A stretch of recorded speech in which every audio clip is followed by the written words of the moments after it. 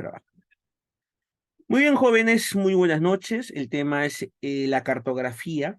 La cartografía, mi persona es el magíster Jorge David Escalante Muñoz, de la cual vamos a llevar durante este tiempo un tema muy interesante dentro de las ciencias, que es la cartografía, la geografía. Podríamos tomar en cuenta, profesor, por supuesto.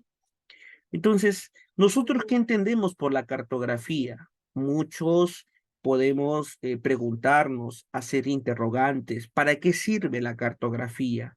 ¿Cuán importante es esta cartografía, profesor? Por supuesto, la cartografía es necesaria, importante, para que podamos, ¿qué cosa? Tomar en cuenta ello. Entonces, cuando nosotros hablamos de cartografía, te estoy comentando y que al costado nosotros podemos ver, y que es algo muy interesante, tomar en cuenta ello, algo que nos va a ayudar. ¿Qué cosa es, profesor? Nos va a ayudar a nosotros el tema de los mapas. Entonces, cartografía tiene que ver con los mapas, profesor, por supuesto. Durante este tiempo nosotros vamos a tratar las características de los principales documentos cartográficos y los tipos de mapas que nosotros encontramos en nuestro territorio, y no solamente en nuestro territorio, sino también a nivel mundial.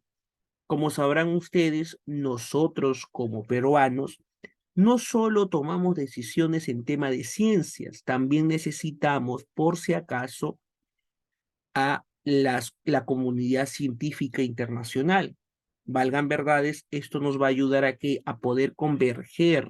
¿Qué cosa es la convergencia, profesor? La convergencia es, pues, que podamos llegar a un acuerdo en la cual podamos consolidar un solo concepto o conceptualización de las ciencias. También nos va a servir para poder comprender e interpretar las cartas nacionales que nosotros podamos tener. Para esto, te tengo que mencionar el contenido temático. Este contenido temático nos va a conllevar a que tengamos los principales documentos cartográficos, por ejemplo, el plano, los mapas, las cartas, elementos de un mapa, la proyección cartográfica, que es muy importante que nosotros podamos ver por qué hablamos de los mapas. Y también un mapa siempre va de la mano, por si acaso, acompañado de una leyenda. Profe, esta leyenda tiene que ver como la leyenda de los hermanos Ayar, como lo vemos en historia. Profe, también escuché por ahí como la leyenda de Manco Cápac y Mama Oyo. No, no tiene nada que ver con eso, por si acaso. Esta leyenda es muy distinta dentro de un mapa, y entonces lo vamos a tratar el día de hoy. En la introducción, por ejemplo, tú vas a darte cuenta que a lo largo de la historia nosotros vamos a encontrar que va a haber mapas. El mapa cumplía un papel muy importante en el mundo político, en el tema económico y sobre todo algo que era importante aquí en el mundo militar y esencialmente en la navegación.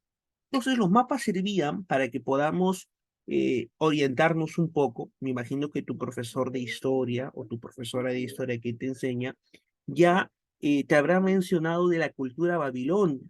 La cultura babilonia pues tiene, por dicha, esta cultura nació hace 2 milenios antes de nuestra era, o comúnmente ustedes lo conocen como decir antes de Cristo. Mira, si tú te das cuenta, vas a encontrar un trazo muy importante aquí. ¿Cuál es, profesor? Estos trazos. A estos trazos que eran de roca, por si acaso, mira, de piedra, tú vas a encontrar el famoso Imago Mundi.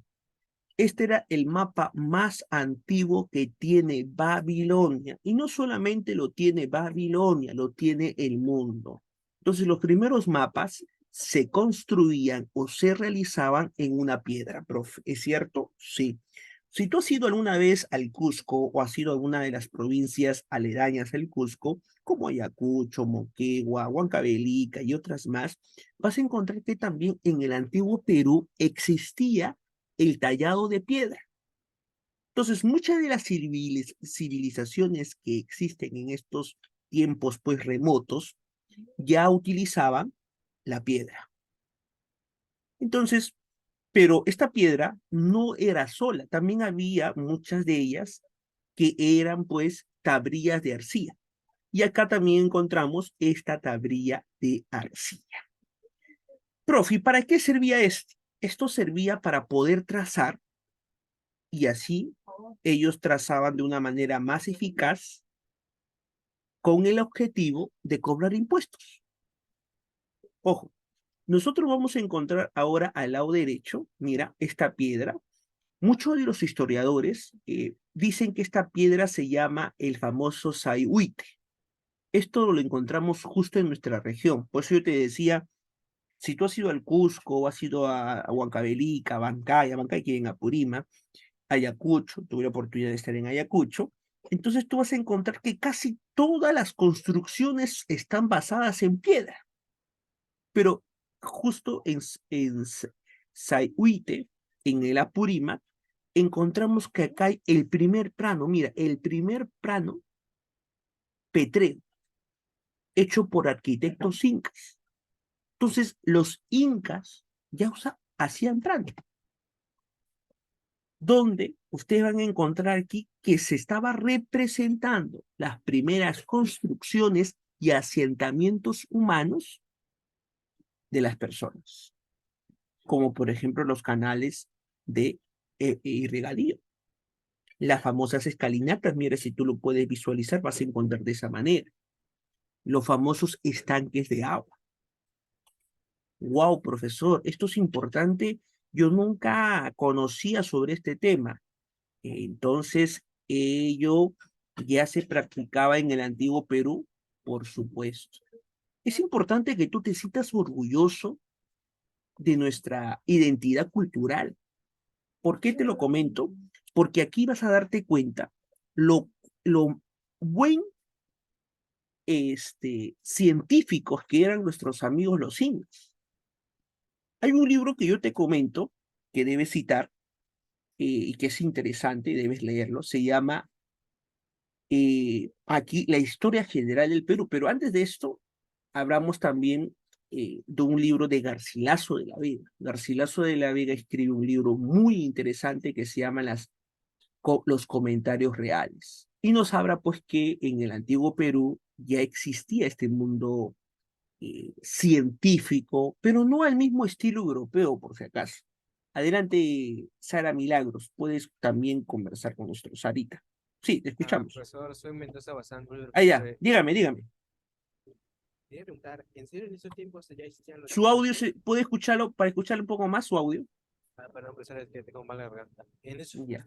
tiempos ya existían los impuestos? ¿Cómo? ¿En esos tiempos ya existían los impuestos? Por supuesto. Los impuestos, esto es muy importante que ustedes lo sepan. Gracias por aclarar este tema. ¿Por qué los impuestos, profe? Los impuestos servían como instrumento para que puedan vivir, pues, el gobierno. Como tú sabrás, y esto es importante que tú lo conozcas, las clases dominantes, para que puedan vivir de forma de ocio. ¿Qué cosa es el ocio, profe? El ocio, pues, hay que entender, es un tiempo donde ellos estaban relajados. Muchos, tú habrás visto películas donde tú ves que la gente poderosa, la gente de las clases dominantes, no trabajaba. Y, profe, entonces, ¿ellos de qué viven? ¿De los dioses? Obviamente que no. Entonces, ellos van a vivir de los impuestos. Entonces, desde años muy remotos ya existían los impuestos. Eso es importante tomar en cuenta. Por ejemplo, en el año cero de nuestra era, el mismo Jesús de Nazaret, ya que estamos en vísperas, hablando un poco de Navidad, que al final la palabra Navidad viene de natividad, que significa nacimiento, hablamos sobre eso. Jesús mismo, sus padres se fueron a una zona donde el emperador Augustus estaba tomando, en este caso, que la gente debe irse a censar, a su censo. Y luego ustedes saben que el censo servía para saber cuánta población tengo y cuánto voy a cobrar, pues. Interesante, ¿no? Es parte de la historia, ¿no? Nos da un panorama muy necesario para poder entender, ¿no? Espero que haya cumplido con sus expectativas, por si acaso.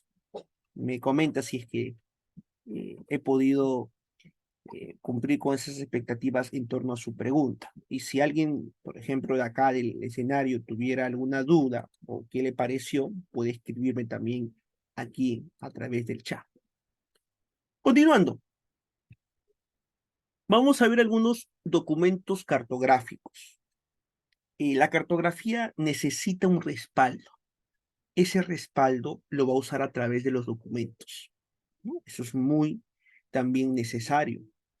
Por ejemplo, acá me dice una de sus compañeras, me dice, profesor, ¿usted sabe cuál puede ser algunas de las dificultades de la creación de los mapas actualizados, especialmente en áreas remotas o pocos exploradas? Mira, te comento algo. Hoy día nosotros tenemos mapas satelitales, ¿no? Si tú te vas al Google Maps, ¿no? Como dicen ustedes, el buscador, que el nombre correcto es el buscador de mapas. ¿Quién de acá no ha usado un buscador de mapas? Creo que todos hemos usado en algún momento en nuestra vida cuando necesitábamos para ubicar una dirección. Imagínate que Google te dice, señor, por favor, acércase a 4 cuadras, doble a la izquierda y en ese momento encontrará, ¿no? Y cuando llegas ahí, te dice, ya se encuentra en el punto que buscaba.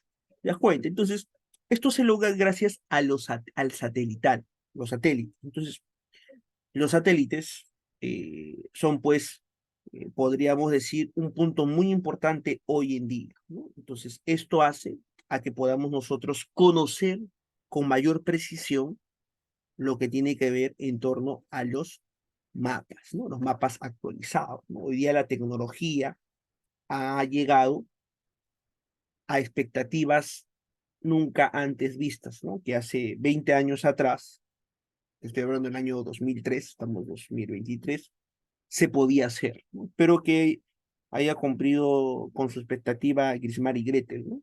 En torno a lo que les estoy justo comentando, ¿no? Cualquier cosa me escribe ahí en el chat y no hay ningún inconveniente. Entonces, esto es, pues, hoy día los mapas han sido reemplazados en muchos de los casos a través de la tecnología, pero todavía usamos mapas, por cierto. Eso también hay que tomar en cuenta. Muy bien, entonces, continuando, qué bien que pregunte, eso es lo importante. Nosotros tenemos que converger a esto, que esto no solamente sea un monólogo, una vez más lo digo. ¿Qué es la cartografía? La cartografía es la ciencia que se va a encargar, por ejemplo, de reunir, realizar, analizar medidas, datos. ¿Sobre qué, profesor? Sobre las regiones de la Tierra. Y lo vamos a representar a través de documentos cartográficos. Por ejemplo, el primer documento cartográfico es un plano. Los planos mayormente sirven para las avenidas, las calles. ¿Quién no tiene en su casa un plano? Bueno, entonces vamos a ver un poco sobre eso. El otro documento cartográfico que es importante son las cartas nacionales. Así es. Estas cartas nacionales van a servir para las provincias, para las zonas regionales, pero también tenemos los mapas. Los mapas son un poco más a escala, podríamos decir, más reducida. ¿Por qué? Porque acá se va a ver mucho más países. Por ejemplo, acá tenemos América del Sur, está Perú, está Colombia, Ecuador, Venezuela, do Brasil, ¿no? Brasil, Bolivia. Tenemos acá a Paraguay, Argentina, acá tenemos a Chile y acá tenemos al país tapón. ¿Quién es el país tapón? Uruguay, ¿no? Ustedes saben que Uruguay nació producto de esa guerra que había entre Argentina y Brasil. Y para tapar esta guerra, nace Uruguay, para decir, este territorio entonces no le pertenece ni a la Argentina ni al Uruguay. Y por eso se llama país tapón, porque tapó la guerra. que hubo en aquellos tiempos, ¿no? Eso te estoy hablando, pues, en el siglo XIX, cuando todavía nosotros a inicios de nuestras repúblicas que fueron independientes a cierta medida, tuvieron pues que, en este caso, buscar soluciones, algunos, por ejemplo, con la libre determinación de los pueblos, otros con el utis possidetis, y ya a lo extremo iban a la guerra, ¿no? Como les estaba comentando en su momento. Muy bien, ahora vamos a hablar un poco sobre los planos. Miren, los planos son muy interesantes porque representan áreas pequeñas de superficie en la Tierra. Por ejemplo, la ciudad, el distrito. Por ejemplo, quiero un plano del distrito de San Juan de Lurigancho, un plano de San Isidro, de La Molina, de Miraflores, de Lurigancho Chosica, Chacracayo, Atevitarte, Surco, ¿no? Y entonces San Miguel, y así sucesivamente. Entonces, el plano sirve para eso. Pero te comento algo, el plano es a escala grande. Mejor dicho, lo vas a poder más grande, las calles, las avenidas. Por ejemplo, acá tenemos algo muy interesante, mira, si tú te das cuenta. Estamos en Lima, cercado, ya que encontramos la avenida Garcilaso de la Vega, ex avenida Wilson, ¿no? Que antes se llamaba. Acá tenemos Nicolás de Piérola, La Colmena, acá está Plaza 2 de Mayo, la avenida Emancipación, acá está la iglesia de las Nazarenas o Church of Nazarenas, avenida Tacna, miren, acá está la Plaza de Armas, la estación de los Desamparados, donde hoy día queda esta casa de la literatura, el puente Ricardo Palma, el puente Ricardo Palma. Profe, ¿cuál es el puente Ricardo Palma? Nunca nadie me dijo. El puente Ricardo Palma, te comento, es pues, en muchos de los casos, donde te quedas de hacho, hay un puente que sube a Bancay, entonces eso es el puente Ricardo Palma, ¿no? Tenemos el barrio chino, Lima Centro, mira la avenida Bancay, la más recurrida en estos últimos años.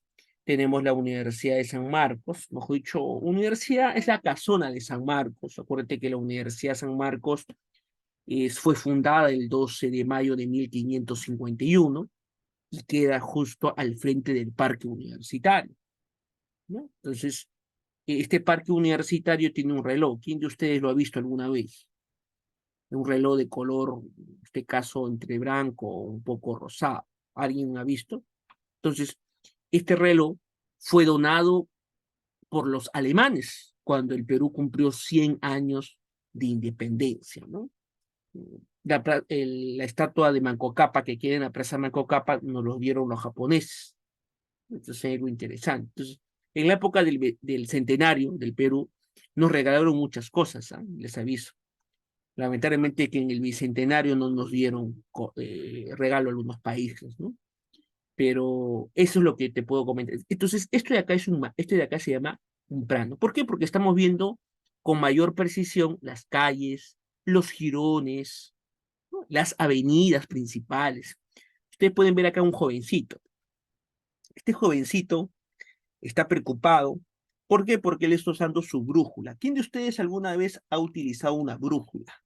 La brújula, pues, es un instrumento que te trataba hace mucho tiempo atrás de darte una orientación para que tú puedas seguirte o guiarte en tu camino, ¿no? Hoy día, pues, obviamente que la brújula ya ha quedado solamente para, podríamos decir, un tema de historia, ¿no? Reliquia, porque esto ha sido reemplazado por el GPS.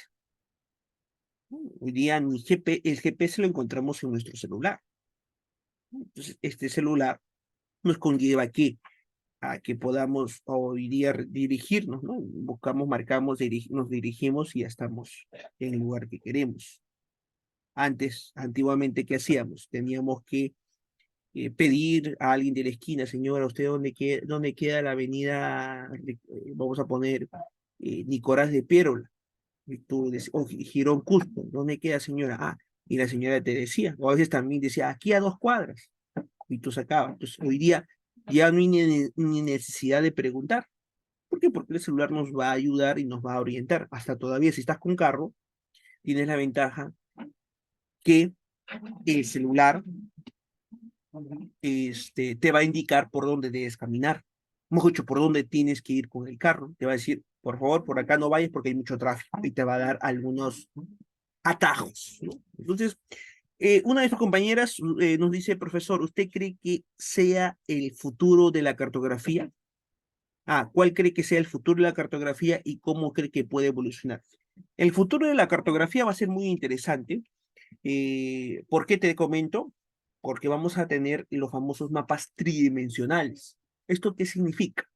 Tú habrás visto la realidad virtual, estos lentes bastantes que son puestos por Google, no sé si has visto tú, pero para videojuegos. Entonces, ahora se va en el futuro, y esto queda grabado, van ustedes después a comparar y a contrastar, que vamos a conocer las ciudades a través de estos eh, gafas tridimensionales, ¿no? Donde tú vas a poder hasta tratar de ver visualmente, vas a estar así, ¿no? Tocando como que, ¿no?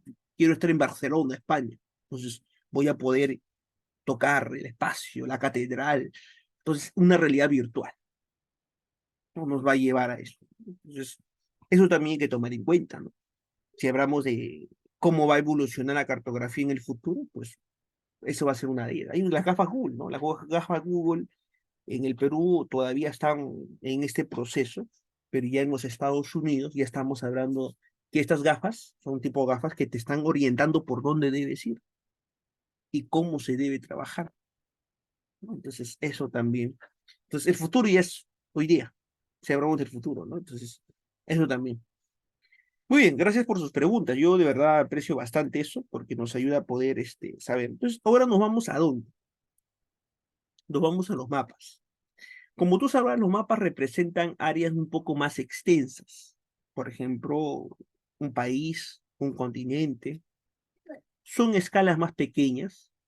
¿Por qué? Porque aquí van a converger más países. Entonces ya no vas a poder las avenidas, sino al contrario, vas a tener que orientarte a otra característica de este proceso, te comento.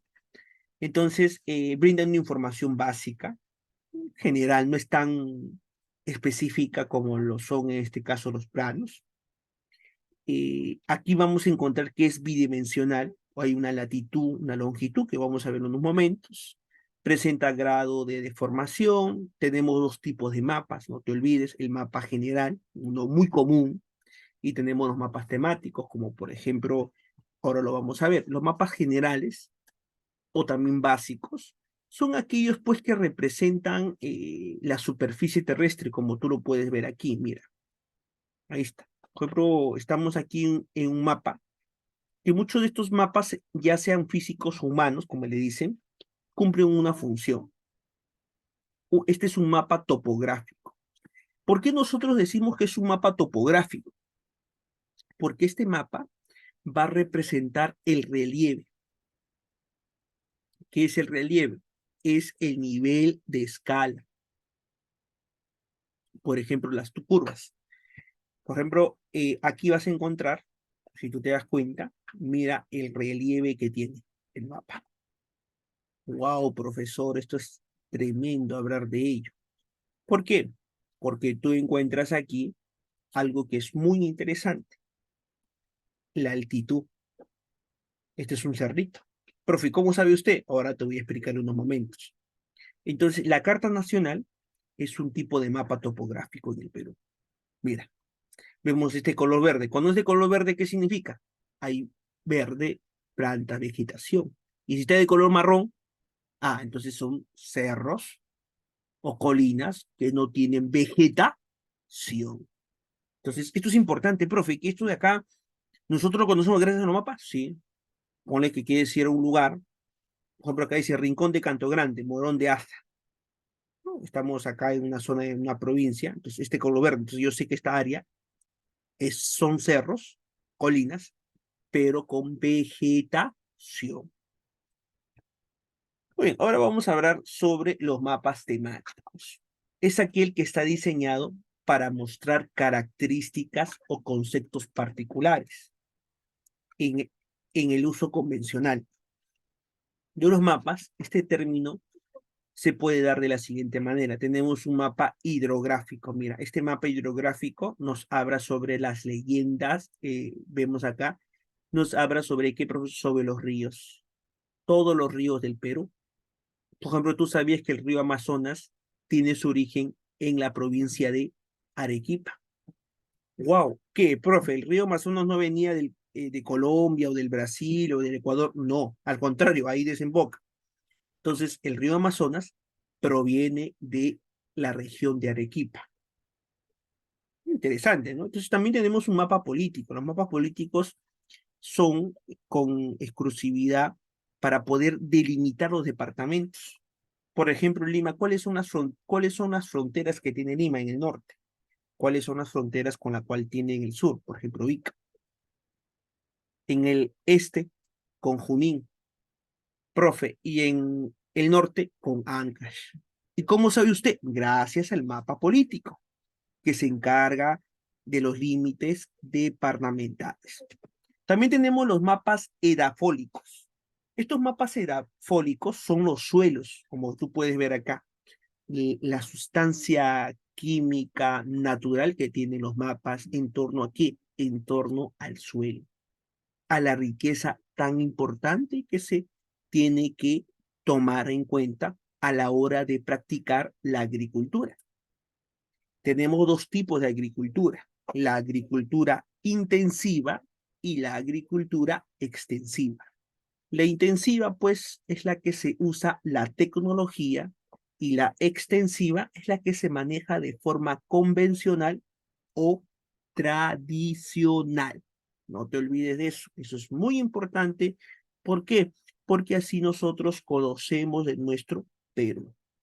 Por ejemplo, en la zona de la costa se practica la agricultura intensiva. En la zona de las Andes y de la selva se practica la agricultura, por si acaso, extensiva, de forma más tradicional, la de la época de el incanato.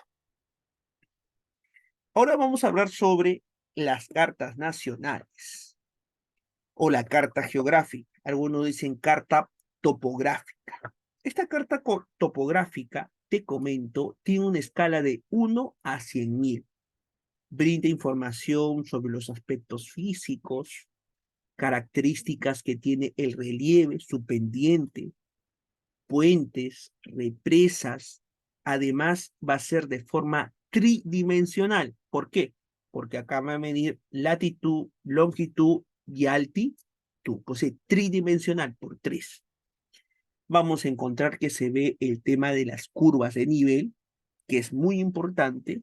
Además, se va a tomar en cuenta aquí las mesetas. Ustedes saben que son terrenos elevados de forma de mesa, las montañas, las colinas y algunas pendientes que son muy altas, la cual vamos a poder conocer. Para el caso del Perú, tú vas a darte cuenta que en el Perú está compuesto por más de 500 cartas nacionales. ¿Por qué? Porque tenemos pues una gran variedad en torno a ello. Entonces, mira, si tú te has dado cuenta, acá tenemos las famosas curvas de nivel. A esto que hace referencia, profesor, estas curvas de nivel también son llamadas las famosas ixometrías o ixométricas, disculpen. Son líneas que unen un punto en conjunto con la altitud del terreno, que ahora lo vamos a ver. Mira, este es el terreno. Mira, tiene 20.000, 30.000, 40.000, 50.000. Entonces, mira cómo vamos elevando el terreno. Entonces, de esta manera, la distancia de las curvas de nivel que se van dando. Entonces, ahora vamos a ver otro mapa para poder entender. Y esto lo vamos a ayudar.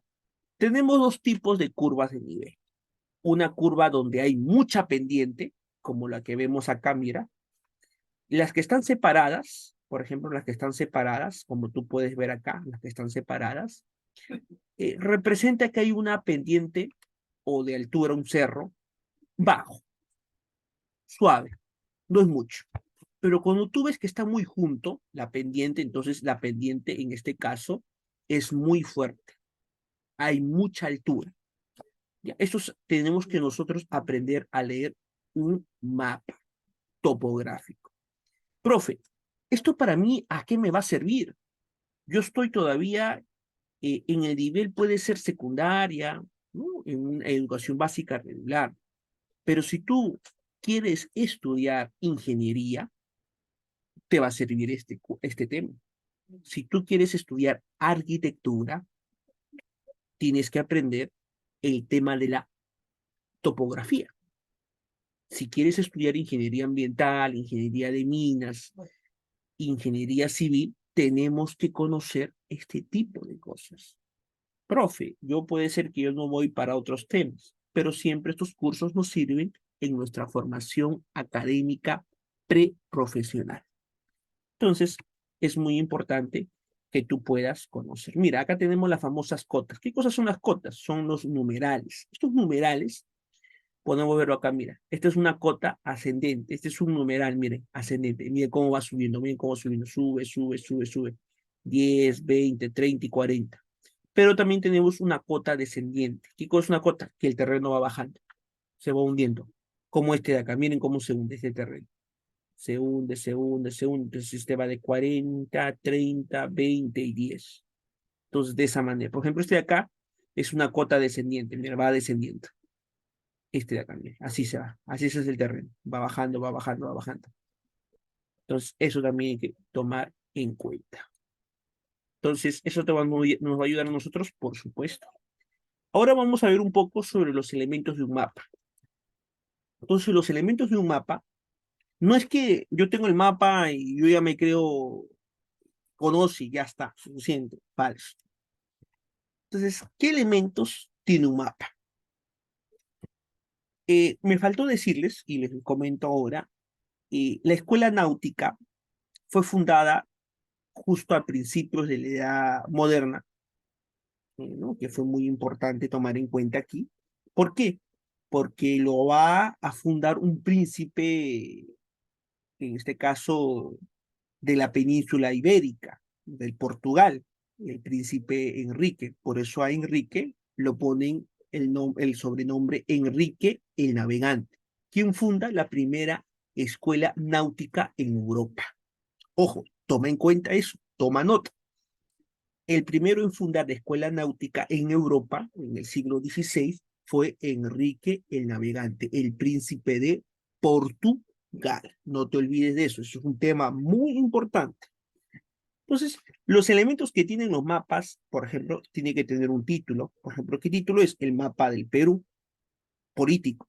Una leyenda, mira, la leyenda internacional de límites. Todo esto de acá que está así, entrecortado de las líneas, es que está limitando con otros países, ¿no? Entonces, las capitales de las provincias, por ejemplo, Loreto. ¿Cuál es su capital de Loreto? Iquitos. ¿Cuál es la capital de Ucayali? Pucallpa. ¿Cuál es la capital de Amazonas? De Chapoyas. De Moyobamba, de San Martín, Moyobamba. De Cajamarca, Cajamarca. La Libertad, Trujillo. Lambayeque, Chiclayo. Piura, Piura. Tumbes, Tumbes. Ancash, Huaraz, en este caso. Huánuco, Huánuco. Pasco, Cerro de Pasco. Junín, Huancayo. Lima, Lima, como tú sabrás. Huancavelica, Huancavelica, Ayacucho, Huamanga, Abancay, de Apurímac, Abancay, de Cusco, Cusco, Madre de Dios, Puerto Maldonado, de Puno, Puno, Arequipa, Arequipa, Ica, Ica, Moquegua, Moquegua y Tacna, Tacna. Entonces, yo sé que eso, en lo que está con puntito rojo, es qué cosa, son las capitales. Tenemos que ver el autor, por ejemplo, Company 2014. Esto lo realizó la compañía 2014 de Max of War, los mapas mundiales del mundo, ¿no? En castellano. Esta orientación se da también llamado, miren, hacia dónde va el mapa, hacia el norte. Acá tenemos las famosas cordilleras griegas, son los recuadros, ¿no? Estos recuadros nos ayudan. ¿Por qué? Porque acá esta línea, ¿te acuerdas vertical que habíamos visto? ¿Qué cosa es? Es la línea vertical de los meridianos y la línea horizontal son los paralelos. Estas uniones que está acá entre el meridiano y el paralelo se le llama grilla de coordenadas. No te olvides de eso. Algunas proyecciones cartográficas para que tú puedas conocer. Una de ellas es las cilíndricas, ¿no? Como tú puedes ver aquí, proyecciones cilíndricas, según su clasificación, las cónicas, cilíndricas como un cilindro, las cónicas como un cono, y la azimutal o cenital, vamos a verlo ahora. Muchos de ellos tienen curvas tridimensionales, otras con áreas planas, que son las famosas bidimensionales. Cuando hablamos de áreas curvas, son tridimensionales, tienen tres dimensiones. Cuando hablamos de áreas planas o llanas, se les conoce como bidimensional. ¿Qué significa? Tiene dos dimensiones. Mira, las cilíndricas mayormente se va a dar en las latitudes bajas, ¿no? De partir de la latitud 0 hasta el 30, ¿no? Vamos a ver, y las deformaciones se incrementan ¿dónde? En las zonas porales. Entonces, esto de acá, estos son los meridianos y estos son los verticales, ¿no? Y la forma horizontal son los paralelos. Por ejemplo, este de aquí, estas cilíndricas, lo usan en Colombia, Ecuador, Venezuela y Perú, ¿no? Esos son los países que estarían usando este tipo de, justo lo que te decía, de proyección cartográfica.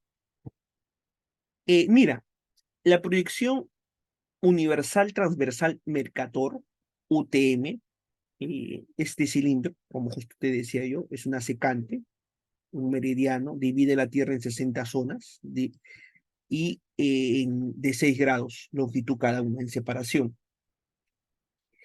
Y esto lo tiene el Perú. Entonces, el Perú emplea una proyección, como tú puedes ver acá, proyección universal transversal Mercator, conocido como UTM. ¿Desde qué época, profesor? Desde 1958. ¿Ya? Desde 1958. Esto es un aproximado de sería 65 años. Desde hace 65 años nosotros usamos esta proyección de unidad a nivel internacional para poder nosotros también a su vez elaborar nuestras cartas nacionales y nuestros mapas, para la cual en el Perú abarca 3 zonas de UTM. ¿Qué es UTM? Proyección universal transversal de Mercator. ¿Y cuál es esta zona? O sea, la zona se llama así, la zona 19 sur, la zona 18 sur y la zona 17 sur, de esta manera. Es donde, mira, acá está bien. 1, 2. Acá está. Estas son las mediciones que nosotros usamos. En las cónicas, te comento, son meridianos que aparecen como rectas, pero en las cónicas solamente lo usan los países como en sus proyecciones